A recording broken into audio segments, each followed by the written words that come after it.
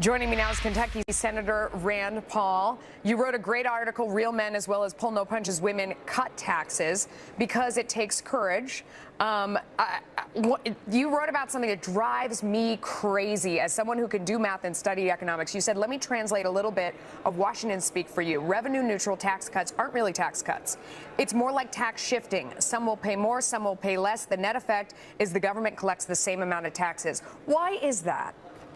Well, it's very important that we have this debate because, unfortunately, too many Republicans in Washington want to do the tax shifting. Ever since I've come up here and I met these folks, they're like, oh, we want to do revenue neutral tax reform. And I'm like, why bother? I say, if that's what we're for, I'm going home because I want to lower taxes to leave more money in the hands of those who earned it, to stimulate the economy, but also to shrink the size of government. So I would not only cut taxes, I would cut spending as well. But the way they look at it is, oh, we'll cut taxes a little bit, but we'll raise somebody else's taxes so it doesn't do anything to the deficit. And I'm like, no, let's cut spending. Yeah. And so it infuriates me, the debate as it exists in Washington. It is because politicians talk about being responsible, about how are you going to pay for those tax cuts is one of those phrases you hear all the time. And whenever you hear that speak, I mean, is it always true that we're hearing someone talk about the idea that they want to make up for the lack of revenue with more revenue somewhere else? Do they ever mean that they're going to cut the spending to match that cut in revenue? No, they completely ignore that side of the ledger.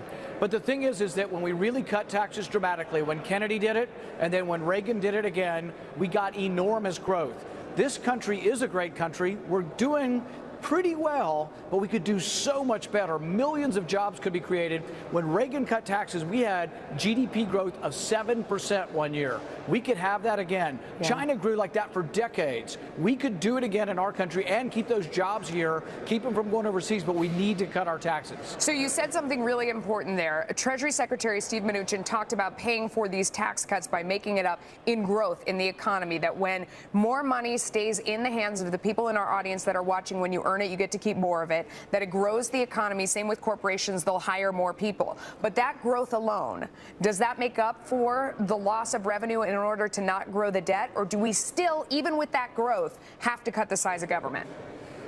In advance, you can't make exact predictions. Everybody has their own projection and nobody knows. I can tell you, though, that when Reagan cut the top rate from 70 to 50, and then from 50 to 28, revenue did increase. The debt went up also, but because spending was never cut.